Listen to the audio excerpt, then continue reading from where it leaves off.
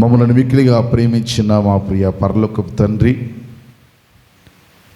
మీ శ్రేష్టమైన ఘనమైన విలువైన నామాన్ని బట్టి మీకు స్తుతులు స్తోత్రాలు తెలియపరుచుకుంటూ ఉన్నాం. ఈ ఉదయకాల సమయ కూడికలను మీ సన్నిధిలో ప్రారంభించి క్రమము తప్పకుండా మీ సన్నిధిలో జరిగించటానికి మీరు కృప చూపుచున్న విధానం బట్టి మీకు స్తోత్రాలు. కూడి వచ్చి ఉన్నటువంటి నీ బిడ్డలను దీవించండి.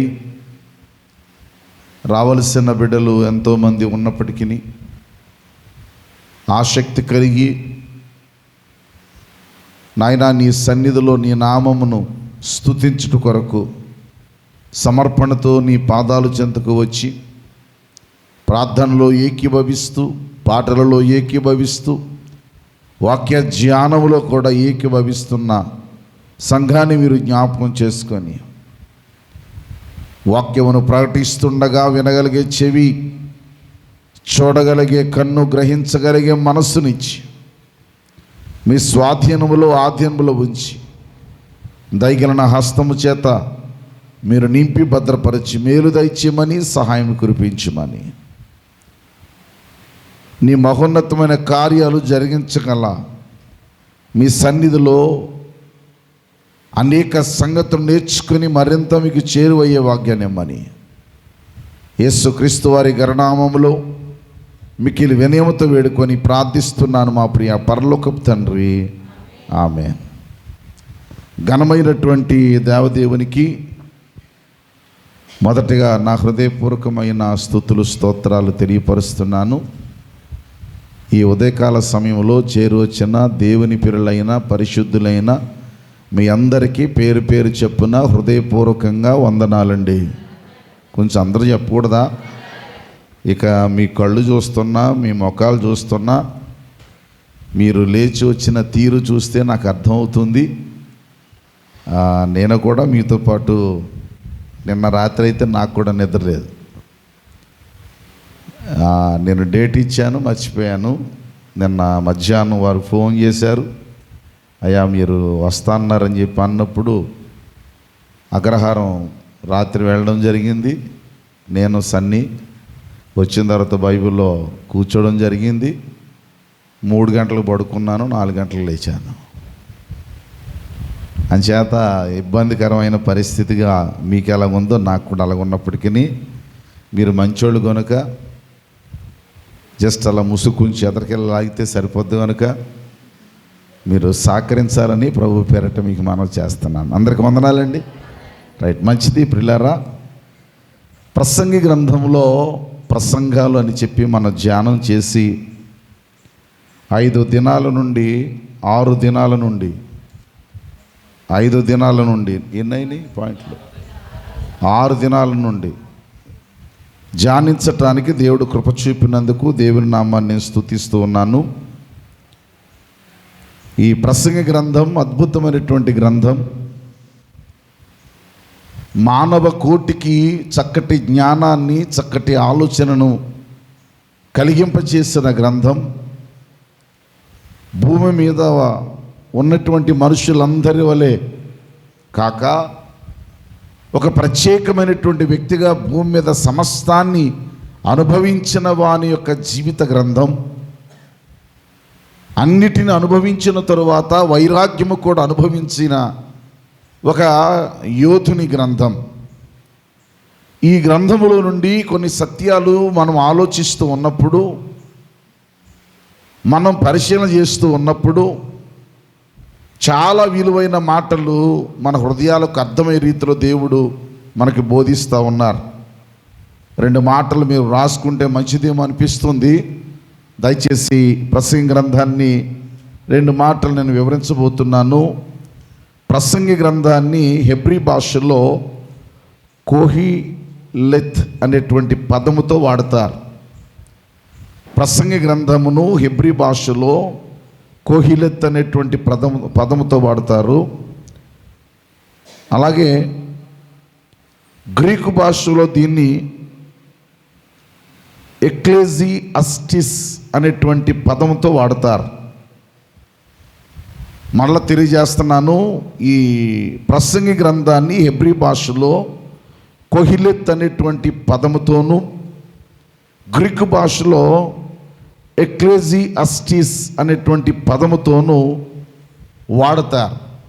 తెలుగులో మీకు తెలుసు ప్రసంగి అంటారు. అంటే దీని అర్థం ఏంటంటే సభా సమావేశపరచువాడు, సభను సమావేశపరిచేవాడు, తర్వాత బోధకుడు, తర్వాత ఉపదేశకుడు, తర్వాత ప్రసంగికుడు. అందుకే మనం టైటిల్ పెట్టాం ఏమని అంటే ప్రసంగి గ్రంథంలోని ప్రసంగం అన్నాం కానీ ప్రసంగాలు అనాల. ప్రసంగి గ్రంథములోని ప్రసంగాలు ఒక్కొక్కటి ధ్యానిస్తూ ఉండగా, నిన్న దినాన్ని మనం ధ్యానిస్తూ ఉండగా ఏ వచనమైతే తీసుకున్నామో ఆ వచనానికి సంబంధించిన ఇన్సిడెంట్ కూడా ఇక్కడ జరిగింది. ఈరోజు దేవుడు మనకు నేర్పుతున్న పాఠం ఏంటంటే ప్రసంగి గ్రంథములో మరొకసారి 7వ అధ్యాయంలో ఆ మాటలు చదవక ఉండలేము గనుక చదువుదాం. దేవుని క్రియలను ధ్యానించుమో, ఆయన వంకరగా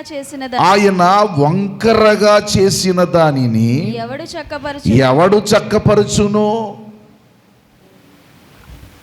ఆయన వంకరగా చేసిన దానిని ఎవడు చక్కపరచును? అందుకే దేవుని క్రియలు ధ్యానం చేయి. భూమి మీద ఉన్నటువంటి మనిషికి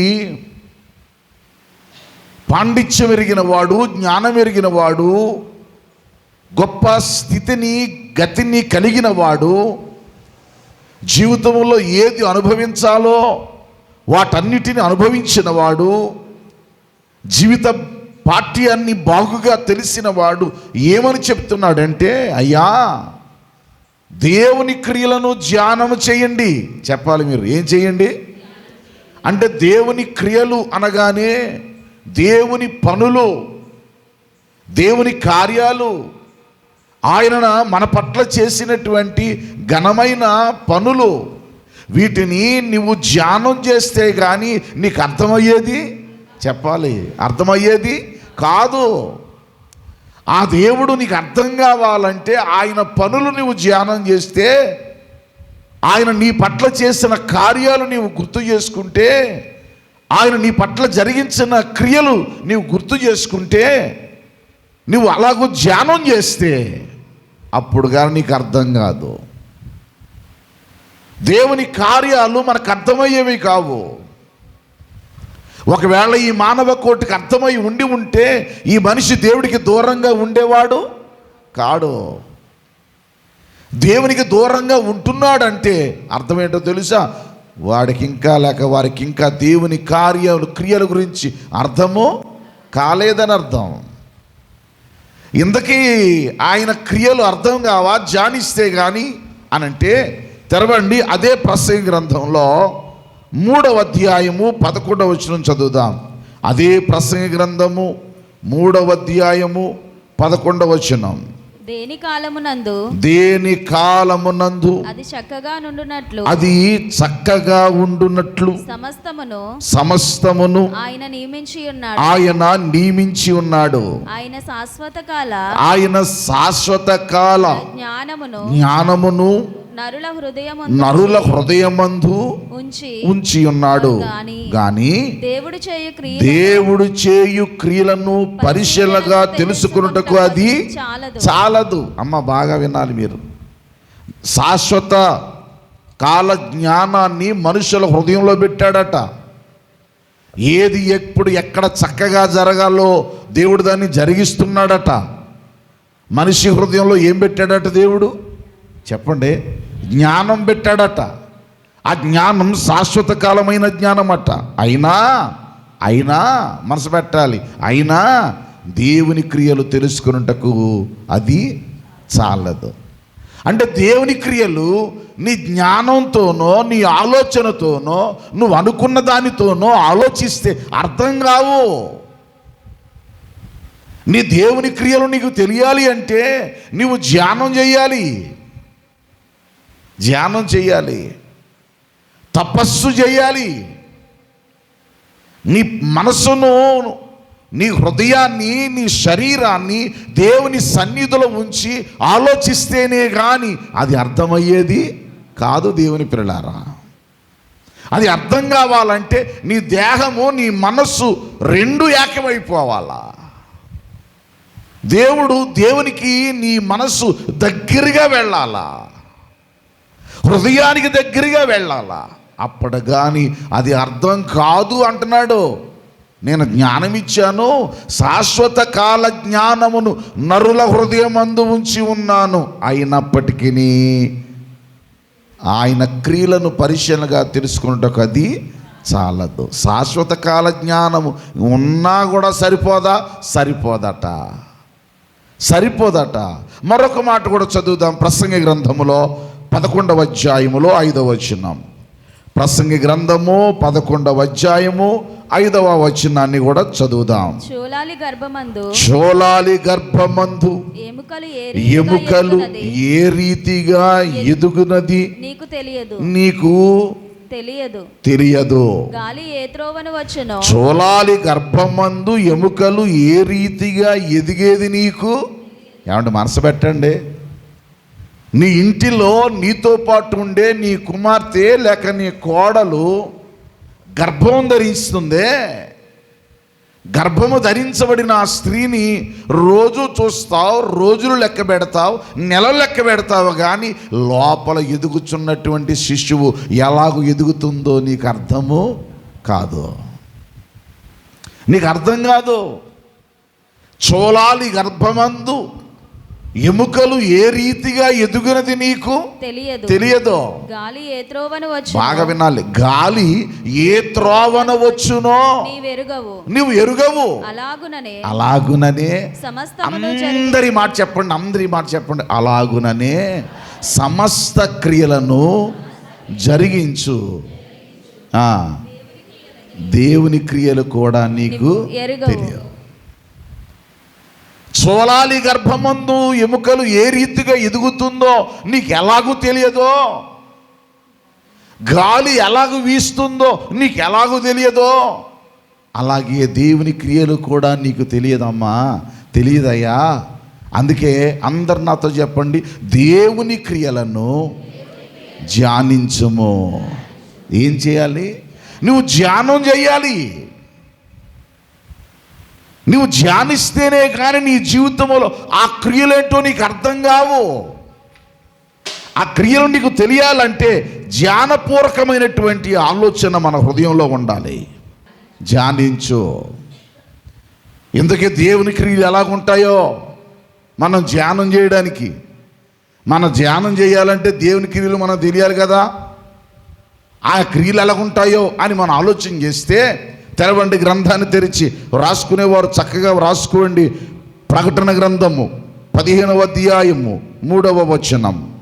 ప్రకటన గ్రంథము 15వ అధ్యాయము 3వ వచనంలో, ప్రకటన గ్రంథము 15వ అధ్యాయం 3వ వచనంలో, వారు ప్రభువా దేవా సర్వాధికారి నీ క్రియలు ఎలాంటివో తెలుసా? ఘనమైన క్రియలు నాయన. మనసు పెట్టండి ప్లీజ్. నువ్వు ఎందుకు దేవుని క్రియలు ధ్యానం చెయ్యాలంటే ఆయన క్రియలున్నాయే, పనులున్నాయే, ఆయన చేసే కార్యాలున్నాయే, అవి అట భక్తుడు యోహాను భక్తుడు ప్రకటన గ్రంథాన్ని వ్రాస్తూ ఆ గ్రంథంలో ఏమని చెప్తున్నాడంటే, మళ్ళా రిపీట్ చదవండి గట్టిగా స్పష్టంగా. వారు ఇంకా వాయిస్ పెంచున్నానా, స్పీడ్గా చదువు. వారు ప్రభువా దేవా సర్వాధికారి. అది దేవా ప్రభువా సర్వాధికారి, నీ క్రియలు ఘనమైనవి. వినండి. ఏంటట? గట్టి చెప్పండి. ఘనమైనవి. నీ క్రియలు ఘనమైనవి. నీ ఘనమైన క్రియలు నేను తెలుసుకోవాలంటే ధ్యానం చేయాలి.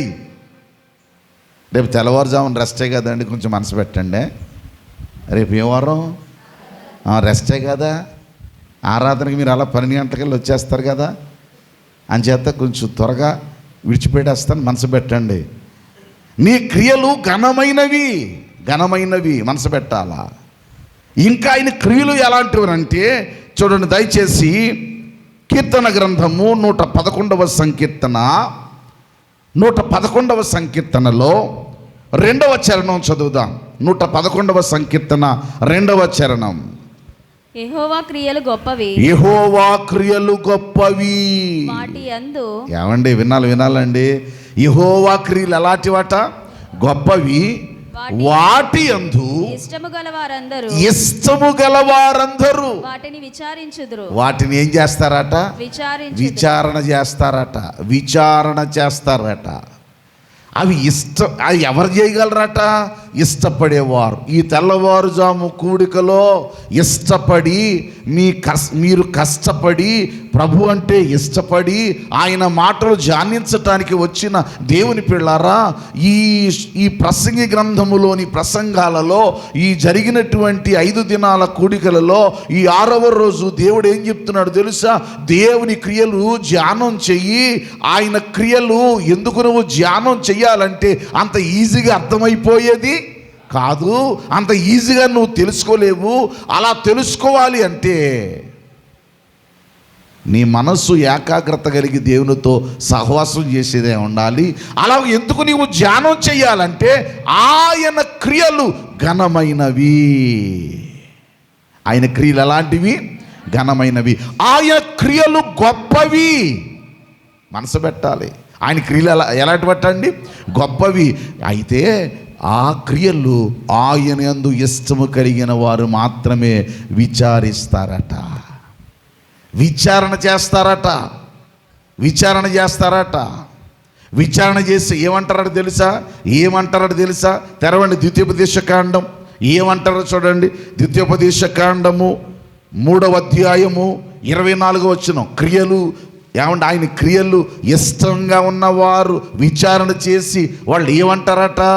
ఆకాశమందే గాని భూమి అందే గాని నీవు చేయు క్రియలను చేయగల దేవుడెవడు? ఏమండి ఈ మాటలు మీరు చాలా జాగ్రత్తగా రాసుకొని చక్కగా చదువుకోవాలండి. మళ్ళా చదువు నాన్న. ఆకాశమందే గాని భూమి అందే గాని నీవు చేయు క్రియలు చేయగల దేవుడెవడు? నెక్స్ట్ కింద వచ్చిన నీవు చూపు పరాక్రమము చూపగల దేవుడెవరు? ఏమండి వింటున్నారా? నువ్వు ఎందుకు ఆయన క్రియల గురించి ధ్యానం చేయాలంటే ఆయన చేసిన క్రియలు లాంటి క్రియలు ఎవరు చేయలేరు. ఆయన చూపిన పరాక్రమము ఎవరు చూపించలేరు. ఆయన పరాక్రమము కానీ ఆయన చేసే క్రియలు కానీ నీకు అర్థం కావాలంటే జ్ఞానం ఉన్నంత మాత్రాన కూడా తెలియదు. మరి ఏం చేయాలి? అందరు నాతో చెప్పండి. దేవుని క్రియలను ధ్యానించవలెను. ఏం చేయాలి? ఇంకా గట్టిగా ఏం చేయాలి? ధ్యానించాలి. ఇంతకీ ఇందాక నుంచి దేవుని క్రియలు అంటున్నానే, అసలు దేవుని క్రియ అంటే అర్థం ఏంటి? నేను స్టార్టింగ్ అయింది మొదలుపెట్టాను, 15 నిమిషాలు అవుతుంది. దేవుని క్రియలు అనగానే మీరందరు నా వైపు దేవుని క్రియలు అంటున్నారు. ఇంతకీ దేవుని క్రియలు అంటే అర్థం ఏంటి? ఏది నువ్వు ధ్యానం చేయాలి? ఈ ఉదయకాల కూడికలలో ఈ చివరి రోజు, అంటే ఈ వారానికి చివరి రోజు, సోమవారం నుండి మళ్ళీ యథావిధిగా బండి టైం ప్రకారం 5 గంటలకు ప్రారంభించబడును, 6 గంటలకు ముగించబడును. కనుక మానక మీరందరూ వచ్చుదురుగాక. కాబట్టి మనసులో పెట్టి జాగ్రత్త వినండి. ఇంతకీ ఏంటా క్రియలు? ఇందాక నుంచి మనం దేవుని క్రియలు అంటున్నామే. దేవుని క్రియలు అనగానే తెరవండి యోహాను సువార్త 6వ అధ్యాయము 29వ వచనం. యోహాను సువార్త 6వ అధ్యాయము 29వ వచనం. 6వ అధ్యాయము 29వ వచనం. యేసు ఆయన పంపిన వాని యందు మీరు విశ్వాసముంచుటయే దేవుని క్రియ అని వారితో చెప్పెను. మళ్ళీ చదువుదాం యేసు 6వ అధ్యాయము 29వ వచనంలో, యేసు ఆయన పంపిన వాని యందు మీరు విశ్వాసముంచుటయే దేవుని క్రియ అని. ఏటట దేవుని క్రియ అంటే ఆయన పంపిన వాని యందు ఏముంచడం.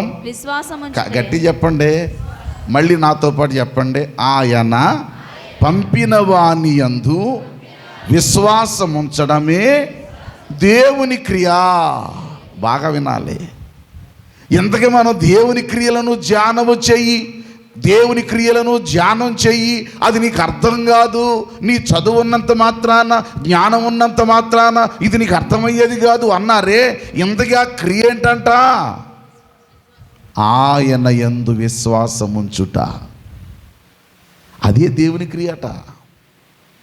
ఎవరి యందు అండి? 6 దినాలు తెల్లవారుజామున కూడుకుని వచ్చావుగా, ప్రార్థన చేసావుగా, బలవంతంగానో ఇబ్బందిగానో కష్టంగానో ఉన్నప్పటికీ కూడా బయలుదేరి వచ్చావు కదా. వచ్చిన నీ జీవితంలో దేవుని క్రియట నీ జీవితంలో జరిగించబడాలంటే ఇష్టము కలిగిన వారు విచారణ చేస్తారట. ఆ ఇష్టము కలిగిన వారు ఎందుకు విచారణ చేస్తారంటే, ఎంతగా క్రియ ఏంటో తెలిస్తేనే కదా విచారణ చేస్తారు. ఆ క్రియ ఏంటో తెలుసా? ఆయన యందు విశ్వసించుట. చెప్పాలి, ఏం చేయుట అంటే ఇప్పుడు ఆయన దేవుని క్రియలను నీవు ధ్యానించుమంటే అర్థం ఏంటి? దేవుని క్రియలేంటి? విశ్వాసముతో నీ పట్ల జరిగించబడేవి. గత కాలమందు విశ్వాసముతో నీ పట్ల ఎన్ని క్రియలు చేశారో ఒక్కసారి గుర్తుపెట్టుకో. ఏదో ఒక పని నీ జీవితంలో జరగలేదని నిరాశపడిపోయావే, నిస్పృహపడిపోయావే, ఓడిపోయినట్లుగా భయపడుతున్నావే, దిగజారిపోతున్నావే. గత కాలమందు నీ జీవితంలో ఎన్ని కార్యాలు చేశారు నువ్వు విశ్వాసువని నమ్మి. ఎంత భయానకమైన దుస్థితి నుంచి నీ దేవుడు లేపాడు నువ్వు విశ్వాసువని నమ్మి. చాలాసార్లు ప్రస్తుతం ఉన్న వాటిని చూసి నువ్వు కంగారు పడి గలిబిలైపోతావు. ఈ గృహదర్శనాలు చేస్తున్నప్పుడు అద్భుతమైనటువంటి అనుభవం వచ్చేస్తుంది మాకు. ఒక్కొక్క ఇంటికి వెళ్తున్నప్పుడు, ఒక్కొక్కరితో మాట్లాడుతున్నప్పుడు, కొంతమందికి దేవుడు ఎలాగున్నాడో తెలుసా అండి? ఎమర్జెన్సీగా అన్నీ చేసేయాలి. Emergency need. ఇంతకీ ఏళ్ళ ఇష్ట ప్రకారం దేవుడు చేయాలి కానీ దేవుడి ఇష్ట ప్రకారం దేవుడు చేయకూడదు కాదు. అంటే దేవునికి కూడా ఏముంది? గట్టి చెప్పండి, ఇష్టం ఉంది. అంత అలా కోపంగా ఉన్నారే? దేవుడికి కూడా ఏముందండి? చెప్పండి, ఇష్టం ఉంది. నేను మాట చెప్పనా? సంఘానికి కూడా ఏముందండి? ఒక ఇష్టం ఉంది. కాబట్టి ప్రార్థనకి వస్తే రావచ్చు, వెళితే వెళ్ళొచ్చు, మానేస్తే మానేయచ్చు. ఎందుకంటే ఎవరిష్టం వాళ్ళదే కదా. రావడం గురించి ఇష్టాలకి మనకుంటే మనకు చేయడం కొరకు కూడా దేవునికి ఇష్టాలు ఉండవా? నీ దేవుడు నిన్ను ప్రేమిస్తున్న దేవుడు, నీ బాగును కోరే దేవుడు, నీ మనస్సును కోరే దేవుడు. ఇంతకీ యోహాను సువార్త 6వ అధ్యాయంలో ఎందుకు ఈ మాటలు చెప్తున్నాడు తెలుసా? అంతకు పూర్వం సంగతి జరిగింది. ఏంటా సంగతి? 5 రొట్టెలు 2 చిన్న చేపలు. ఎన్ని వేల మందికి పంచారు? 5,000 మందికి పంచారు. నెమ్మదిగా వార్త అందింది. యేసు ప్రభు దగ్గరికి వెళితే, మీటింగ్కి వెళితే రొట్టెలు బాగా పంచుతున్నాడు, ఎక్కడున్నాడు అని ఎతికారు. వాళ్ళన్నారు నిన్నటిదాకా ఇక్కడే ఉన్నాడు, ఇప్పుడు సముద్ర తీరం నిలబడి వెళ్ళిపోయాడు అన్నారు. అక్కడికి వెళ్ళాడా అని చెప్పి వీళ్ళ సముద్ర తీరం బడి వెళ్ళిపోయారు. మీకు అర్థమయ్యే రీతిలో, అర్థమయ్యే భాషలో మీకు నేను చదవకుండా ఈ మాటలు వివరిస్తున్నాను, మనసు పెట్టాలా. వీళ్ళందరూ బయలుదేరి ఆయన దగ్గరికి వెళ్ళారు. ఆయన దగ్గరికి వెళ్ళి చూసి, మరి ప్రభువా నీ దగ్గరికి వచ్చాం అన్నట్టుగా మాట్లాడుతున్నారు. ఈయన అంటాడు, ఈయన హృదయంతరంగాలు ఎరిగిన దేవుడు కదా, మనసులు తెలిసిన దేవుడు కదా. మీరు నా దగ్గరికి ఊరికినే రాలేదు. ఎందుకురా మీరు క్షయమైపోయిన ఆహారం కొరకు కష్టపడతారు? అక్షయమైన ఆహారం కొరకు కష్టపడాలి కదా. మీరు ఎందుకు వచ్చారు? ఆ రొట్టెలు భుజించడాన్ని బట్టే కదా మీరు నా దగ్గరికి వచ్చారు అంటే, అబ్బాయి అలా కాదండి, మేము ఎందుకు వచ్చామనుకుంటున్నాం, మేము మీకోసమే వచ్చాం, నీవు చేసే పనులు చూద్దామని వచ్చాం అన్నారు. అంటే ఆయన అన్నారు, లేదు లేదు, మీరు అంటే మీకు అర్థమయ్యే భాషలో చెప్తున్నాను, నేను మీ హృదయాంతరాంగాలు ఎరిగినవాడిని కదా, మీ మనసును నాకు తెలుసు కదా, దేవుని కార్యాల గురించి వచ్చారా మీరు అని అంటే వీళ్ళంటారు, అయితే దేవుని కార్యాలు ఏంటో చెప్పండి మేము చేస్తాం అన్నారు వీళ్ళు. అప్పుడు ఈయన అన్నాడు, ఒరే నాయన, ఆయన దేవుని కార్యం ఏంటో తెలుసా, ఆయన నామమందు విశ్వాసం ఉంచుటయే దేవుని కార్యం. అంటే మీరు వస్తున్నారు కానీ మీలో ఏమి లేదు, గట్టి చెప్పండి, విశ్వాసం లేదు. మీరు ప్రార్థిస్తున్నారు కానీ మీలో ఏమి లేదు, చెప్పాలి, విశ్వాసం లేదు. మీరు అడుగుతున్నారు కానీ ఏమి లేకుండా అడుగుతున్నారు, విశ్వాసం లేకుండా. అంటే దేవుని దగ్గర ఏముంది, క్రియలున్నాయి, అవి ఘనమైనవి, అవి గొప్పవి, అవి అలాంటి క్రియలు మరి ఎవ్వడునూ చేయలేడు. అయితే అవి నీవు అనుభవించాలంటే నీలో దేవుని క్రియను గూర్చిన ధ్యానం ఉండాలా, ధ్యానం ఉండాలా. నా దేవుడు చేయగలడా, నా దేవుడు చేస్తాడా, నా దేవుడు చూస్తాడా, నా దేవుడు వింటాడా, నా దేవుడు నా పరిస్థితి నుంచి లేవనెత్తుతాడా అన్న ఆలోచన నీ హృదయానికి, నీ తలంపుకు రాకపోతే ఆ దేవుడు నీకు అర్థమయ్యేవాడు కాడు. దైవ జనాంగమా, అందుకే ఒక్కసారి ఈ ఉదయకాల సమయంలో వచ్చిన నీవు నీ దుఃఖమంతా పెట్టావే, ప్రార్థన చేసి మరీ అడిగావే, ఒక్కసారి ఆయన క్రియలు ధ్యానం చేయి, ధ్యానం చేయి. ధ్యానం చేస్తే ఎప్పుడెప్పుడు నీ పట్ల దేవుడు తన కార్యాలు చేశాడో, ఏ ఏ సందర్భాలలో నీ జీవితంలో దేవుడు కార్యాలు చేశారో, ఏ ఏ సందర్భాల్లో నీ జీవితాన్ని కట్టారో, ఏ ఏ సందర్భాలలో నిరీక్షణ లేని సందర్భాలు, ఓదార్పు లేని సందర్భాలు, అంతు చెక్కని కన్నీటి గాథలో ఉన్నప్పుడు నిన్ను లేవనెత్తారో. ఇప్పుడు ఉన్నదాన్ని నువ్వు చూస్తున్నావు కానీ ఇంతకుముందు చేసిన దాన్ని తలపోసుకుంటున్నావా? ఇంతకుముందు చేసిన దాన్ని తలపోసుకుంటే ఇప్పుడు ఉన్నది ఎలాగుంటుందో తెలుసా అండి, ఇంత చేసినవాడు ఇది చేయడా, ఏమైనా అర్థమవుతుందిరా? ఇంత చేసిన దేవుడు ఇది చెయ్యడా, ఇంతవరకు కాపాడిన దేవుడు ఇక ముందుకు కాపాడ్డా, ఇన్ని కార్యాలు నా పట్ల చేసిన దేవుడు ఈ ఒక్క కార్యం విడిచిపెడతాడా అనే ధైర్యం నీకు వస్తుంది, అనే మనోనిబ్రం నీకు వస్తుంది. ఎందుకు ఈ ఉదయకాల ధ్యానకుడికి తెలుసా, మనం మనోనిబ్రము కలిగి ఉండాలని, మనం ధైర్యంగా ఉండాలని. ఆ ధైర్యం మనకి ఎలాగొస్తుంది, ఆయన కార్యాలు ధ్యానం చేసినప్పుడు. ఒకే ఒక్క మాట చెప్తాను, నీ కష్టాన్ని, నీ శ్రమను, నీ బాధను, నీ ఆర్థిక పరిస్థితిని, నీకున్న స్థితిగతులను ఎంతసేపు తలుచుకొని తలుచుకొని తలుచుకొని నువ్వు బుర్రలో పెట్టుకున్నావా, నీకు ప్రార్థన రాదు, విశ్వాసం ఉండదు, ఆత్మీయత ఉండదు. నీ జీవితంలో, నీ ప్రయాణంలో దేనిని కూడా నీవు సాధించలేవు. నీకు ఉండవలసింది ఏంటో తెలుసా, నన్ను ప్రేమించిన నా దేవుడు భక్తుల జీవితాలు పెట్టి ఒక భక్తుడిని మన కళ్ళ ముందు పెట్టాడు. ఎవరా భక్తుడు? పౌలు అంటాడు, నేను వెనకున్నవి మరిచి. అబ్బా ఏం మాట అండి, ఏం మరిచి? వెనకున్నవి మరిచి ముందున్న వాటికై ఏం పడుతూ, అసలు వెనక్కున్న వాటి గురించి ఇక వదిలేశాను. ఒక్క మాట చెప్తానండి, ఏమనుకోకండి.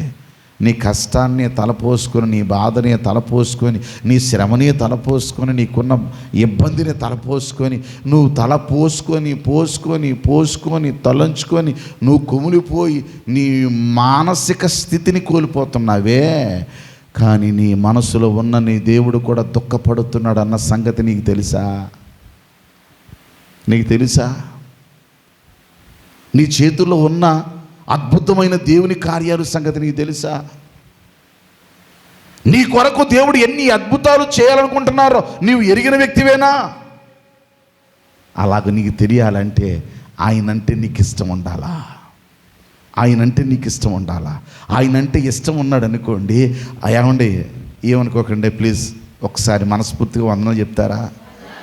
ఇష్టం ఉన్నారనుకోండి, ఒకే మాట, ఇష్టంగా ఉంటే ఒకలాగా అర్థమవుద్ది, ఇష్టం లేకపోతే ఒకలాగా అర్థమవుద్ది. ఫర్ ఎగ్జాంపుల్, అమ్మా నాగమణి బాగున్నావా అన్నాను అనుకోండి, ఇష్టంగా ఉంది కనుక ఏం చెప్తుందండి, అయ్యగారు బాగున్నానండి అంటుంది. ఇష్టం లేదనుకోండి, ఇంతమందిలో నన్ను చూపించి బాగున్నావా అంటున్నాడు ఆయన. అంటే అర్థం ఏంటి? నేను బాగులేనట్టే కదా. అంటే నన్నే అన్నాడంటే నేనే దొరికానా, నేను ఏమైపోయినాని అందనుకోండి. అనుకునే అవకాశాలు ఉన్నాయా లేదా? మాట్లాడండి. దేవుడు కూడా అంతేనండి. దేవుడంటే నీకు ఇష్టం అనుకోండి, దేవుడంటే నీ మనస్సుకు దగ్గరోడు అనుకోండి, ఆయన క్రియలు జానిస్తూ ఉండగా, ఆయన మాటలను తలపోసుకుంటూ ఉండగా, ముగించేస్తున్నాను, మనసు పెట్టండి. ఆయన గురించి నువ్వు ఆలోచిస్తూ ఉంటే ఆ ఆలోచనని ఎలా చేస్తా తెలుసా అండి? అప్పుడప్పుడు యాడ్లు వస్తూ ఉంటాయి. Boost is the secret of my energy. నా ఎనర్జీకి కారణం ఏంటంటే బూస్ట్ అన్నాడు. ఇప్పుడు నువ్వేమంటావు తెలుసా? Jesus is the most. Boost కాదు, నీకు ఆయన ఎవరు? మోస్ట్. నా సీక్రెట్కి ఆయనే కారణం, నా బలానికి ఆయనే కారణం. అదే నీ దేవుని క్రియలంటే. ఆయన క్రియలు ధ్యానం చేయడం అంటే ఆయన నీ మదిలో పెట్టుకోవడం, ఆయన తలపోసుకోవడం, ఆయన గురించి ఆలోచించటం, ఆయన గురించి పరితపించటం, ఆయన్నే నీ హృదయానుసారంగా ఆలోచిస్తూ ఆయన చేతికి అప్పగించుకోవడం. 43వ సంకీర్తనలో ఒక్క మాట అండి. అంటే కీర్తనంతా చదివించాలి. మిమ్మల్ని చూసి నాకు చాలా బాధగా ఉంది, ఇబ్బంది పెట్టను. 143వ సంకీర్తన, 143వ సంకీర్తనలో చాలా కష్టం వచ్చింది భక్తుడికి. ఆ కష్టంతో ప్రార్థన చేస్తున్నాడు. ఏమనో తెలుసా? చదువుదాం. మొదటి మాటలు, యెహోవా నా ప్రార్థన ఆలకింపుము, నా విన్నపములకు చెవియొగ్గుము, నీ విశ్వాసతను బట్టి నీ నీతిని బట్టి నాకు ఉత్తరమిమ్ము, నీ సేవకునితో ఏమాడద్దు. నాతో గోడ పెట్టుకుంటావేటయ్యా బాబు, నాతో గోడ పెట్టిన ఆయన నీకు. నీ సేవకునితో వ్యాజ్యమాడొద్దు. సజీవులలో ఒకడు నీ సన్నిధిని నీతిమంతుడుగా ఎంచబడడు. ఎందుకయ్యా నాతో వాదానికి వచ్చి పెట్టుకుంటున్నావు? సజీవులలో ఎవడైనా నీ సన్నిధిలో నీతిమంతుడులా ఒక్కడైనా ఉంటాడా? అంటే అర్థం ఏంటి? నువ్వు నా యొక్క చూసి నాతో వాదం పెట్టుకుంటే నేను మాత్రం కనపడతానా? నేనే కాదు, ఎవడ కనపడ్డా కదా నీ దగ్గర. దేవునితో అనుబంధం చూడండి, దేవునితో అనుబంధం చూడండి. ఒక్కొక్కసారి ప్రార్థన చేస్తున్నప్పుడు లేనివైపోయిన వాళ్ళు చదవరండి, మాట్లాడేస్తారు. ఎవరితోటి? దేవుడితోటి. భక్తులు అలాగే మాట్లాడేశారు. నేను సరిపోతానని ఆయన ఎవడైనా సరిపోతాడా అంటూ శత్రువులు నన్ను తరుముచున్నారు, వారు నా ప్రాణమును నేల పడగొట్టుచున్నారు. చిరకాలము క్రిందట నన్ను చనిపోయిన వారితో పాటు గాఢాంధకారములో నన్ను నివసింపజేయుచున్నారు. కావున నా ఆత్మ నాలో ఏమైపోయింది? కృంగిపోయింది. నాలో నా హృదయం ఏమైపోయింది? విస్మయం పొందింది. పూర్వదినములను జ్ఞాపకము చేసుకొనుచున్నాను. అండర్లైన్ చేసుకోండి, ముగించేసాను. ఇక నేను పూర్వదినములను ఏం చేస్తున్నాను? జ్ఞాపకము చేసుకుంటున్నాను. నీ క్రియలన్నీ ధ్యానిస్తున్నాను. నాకేమో చుట్టూ శత్రువులు వచ్చారు, నన్ను కృంగదీసేశారు, నన్ను త్రొక్కేశారు, పాతాళంలోకి గెంటేసినట్టుగా గాఢాంధకారంలోకి గెంటేశారు. అయ్యా నువ్వు కూడా నన్ను వదిలేస్తే, నువ్వు కూడా నాకు దూరం అయిపోతే, నువ్వు కూడా వ్యాజ్యం ఆడితే నేనేం బ్రతుకుతాను నాయన? నేనేం బ్రతుకుతాను?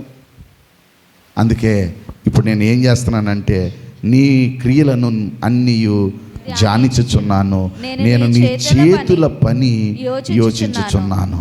అందరు నాతో చెప్పండి, నీ తట్టు నా చేతులో చాపుచున్నాను. నీకు సరెండర్ అయిపోయాను. విశ్వాసంతో ఉన్నవాడు ధ్యానం చేశాడు. ఎంతమంది నా మీదకి వస్తే భయమేటి?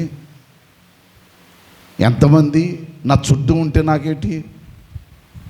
నా శత్రువులు నన్ను చోటినను నరకపు పాశములరికాటినను నా శత్రువులు నన్ను చుట్టినను నరకపు పాశములరికాటినను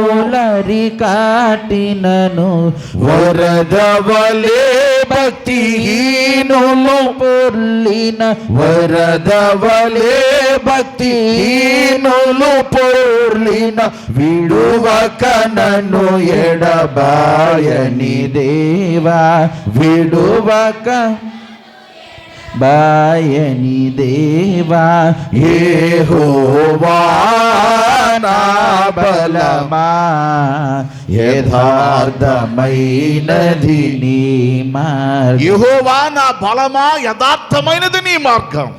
అందుకని ముందేమో కంగారు పడ్డానయ్యా, నీ ముందు ఎవడు నిలబడతాడయ్యా. నేను వచ్చి నిలబడి అప్పుడప్పుడు మనం అంటాం నాకంటే ప్రభువా నేనంటే అంటామే. దయచేసి ఒక మాట అంటాను, ఏమనుకోకండి.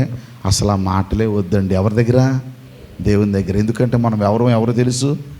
నువ్వు ఆయన చెప్తావేటండి? మనం చెప్పకూడదు.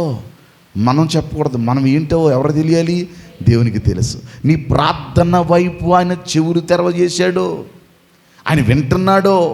అందుకే ఆయన క్రియలను ధ్యానిస్తూ ఉండగానే నువ్వేంటో అర్థమైపోద్ది. ఈ భక్తుడికి అర్థమైపోయింది. ఏమంటాడు తెలుసా? సజీవులలో ఎవడైనా ఒక్కడైనా నీ దగ్గర నీతిమంతుగా నిలబడతాడా? నేను నిలబడటానికి. నువ్వు నన్ను చూస్తున్నావు, అసలు ఎవడైనా ఉన్నాడా నీ దగ్గర నిలబడడానికి? అందుకే నాయన నీ క్రియలను నేను ధ్యానం చేస్తున్నాను, నిన్ను నీ సన్నిధిలో గుర్తు చేసుకుంటున్నాను. అందరూ ఒక్క మాట చెప్పేయండి, నీ తట్టు నా చేతులు చాపుచున్నాను. అంటే అర్థం ఏంటి? నేను నీకు సరెండర్ అయిపోయాను, నీ క్రియలు ధ్యానం చేశాను. నిజమే కదా? ఎంతమంది వచ్చి నా మీద దాడి చేస్తే, ఎంతమంది వచ్చి నా మీద కుట్రలు చేస్తుంటే, ఎంతమంది వచ్చి నన్ను అవమానంగా మాట్లాడుతుంటే, ఎంతమంది నా మీద శ్రమలు సృష్టిస్తుంటే, అయ్యా నీ తట్టు నేను చూచాను అనుకో, నీ క్రియలు నేను ధ్యానం చేస్తే అప్పుడు నన్ను లేవనెత్తావుగా, ఇప్పుడు కాపాడావు కదా, ఈ సందర్భంలో నన్ను తోడుగా ఉన్నావు కదా, ఇలాంటి విషయంలో లేపావు కదా, ఇప్పుడు కూడా నా పట్ల నువ్వు కార్యం చేస్తావు. తరల వంచండి, కళ్ళు మూసుకోండి. ఈ ఉదయకాల సమయంలో ఒక్కొక్క రోజు ఒక్కొక్క సంగతిని మీరు మాకు బోధిస్తున్నారు దేవా. ఎన్నో సంగతులు మేము నీ గ్రంథంలోంచి నేర్చుకుంటూ ఉన్నాం, ఇంకా తరగడం లేదు. అద్భుతమైన మాటలు మా కొరకు రాసి పెట్టావు నాయన. నీ క్రియలలో ఉండే గొప్ప కార్యాలు, విశ్వాసములో ఉండే గొప్ప ధన్యతలు, నీ నామమును చేతపుచ్చుకొని నీ నామమును నాయన మేము కలిగి ఉన్న మా జీవితాల్లో మీరు చేసే మేలులో ఎంత ఉన్నతమైనవో, ఎంత శ్రేష్టమైనవో, ఎంత విలువైనవో మీరు మాకు నేర్పించినందుకు స్తుతులు స్తోత్రాలు. కూడి వచ్చిన ప్రతి ఒక్క బిడ్డను దీవించండి, ఆశీర్వదించండి. నా సహోదరి సహోదరులందరి వైపు మీ కనుదృష్టి ఉంచి వారి శ్రమలు, వారి కష్టాలు, వారికి ఉన్న వేదనలు, వారికి ఉన్న బాధలు, వారికి ఉన్న అప్పులు, వారికి ఉన్న ఆర్థిక పరిస్థితులు, వారికి ఉన్నటువంటి నాయన ఏ విధమైనటువంటి శ్రమైనా, ఏ విధమైనటువంటి కష్టమైనా నీ తట్టు మా చేతులు చాపితే నీవు చేసిన మా జీవితంలో చేసిన క్రియలను మేము ధ్యానించిన తరువాత విశ్వాసముతో నీ దగ్గర మేము బ్రతికితే మా జీవితాల్లో కార్యాలు చేయగలిగిన దేవుడు అని మీరు మాకు నేర్పించినందుకు స్తోత్రాలు చెల్లిస్తున్నాను. నిజమే నాయన, ఎన్నో కార్యాలు చేశావు, ఎన్నో ప్రమాదాల నుండి లేవనెత్తావు, ఎన్నో కష్టాల నుంచి లేవనెత్తావు, ఎన్నో శ్రమల నుండి లేవనెత్తావు, ఆర్థికమైన పరిస్థితుల్లో కూడా సహాయం చేశావు, కృప చూపించావు తండ్రి. నీ ఘనమైన కార్యాన్ని బట్టి మేము తలపోసుకుంటూ నీ సన్నిధిలో మా చేతులు ఎత్తి నీ సన్నిధిలో మా హృదయం అంతా ఉంచి మేము మీకు సరెండర్ అయి హృదయపూర్వకముగా ప్రార్థించుకునే కృపను, యోగ్యతను, భాగ్యమును దయచేయమని, దయగలిగిన హస్తమును తోడుగా ఉంచుమని, విజయాన్ని ఇవ్వని. 6 దినాలు నీ సముఖానికి వచ్చారు నాయన. నీ చిత్తమైతే నాయన రేపటి దినాన్న వారి నోట విలువైన మాటలు నిలబడి మాట్లాడడానికి సహాయం చేయండి. ఈ 6 దినాలలో అనుభవించిన మేలు ఒకవేళ వారి జీవితములు ఉంటే అది ప్రజలకు ప్రచురించటానికి సహాయం చేయండి. నీ కృపను వ్యక్తపరచుమని, దీవెన దయచేయమని, మహోన్నతమైన కార్యాలతో వృద్ధిపరిచి సహాయము దయచేయమని, ఆదరణను కృపను విస్తరింప చేయగల మీ సన్నిధిలో జ్ఞప్తిలో తీసుకొస్తూ యేసుక్రీస్తు వారి యొక్క ఘనమైనటువంటి నామములో మిక్కిలి వినయముతో వేడుకొని ప్రార్థన చేయుచున్నాను మా ప్రియ పరలోకపు తండ్రి. ఆమేన్.